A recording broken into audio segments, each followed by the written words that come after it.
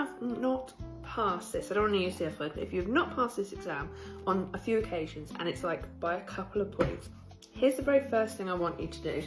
I want you to talk to your training provider and I want you to ask them for the candidate breakdown. Okay, so the candidate breakdown looks like this. I'll go through that in more detail now. So this is one that I've printed from one of our guys from a few weeks ago. And what you can see is it clearly has like part 1, understand the scope. And then it's going to have along here number of questions you got correct in percentage.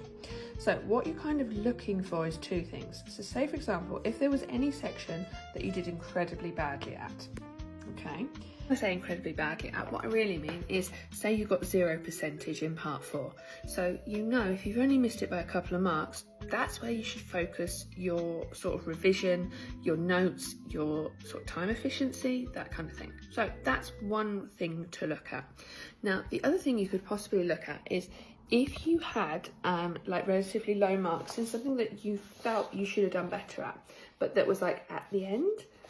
That happens a lot. So if that's at the end, it could possibly be down to the fact that your time management isn't there.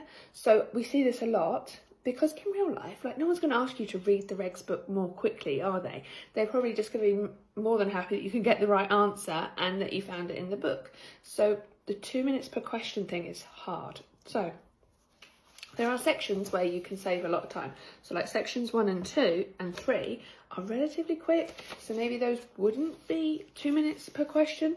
And don't lose sight of the fact that you don't have to always find it in the book. Sometimes the book is going to take you a little bit longer to just reconfirm what you already have as electrical common sense, because likelihood is you're quite a skilled, electrician who has a lot of experience. So those are my top tips for the first thing to do if you keep missing it by a couple of marks, okay? And Monty, do you agree? Yeah, Monty agrees. Sorry, everyone can see that I'm talking faster. Otherwise he screams the whole way through the video, so I'm really sorry, everyone. Okay, all right, thanks very much and good luck on the next attempt.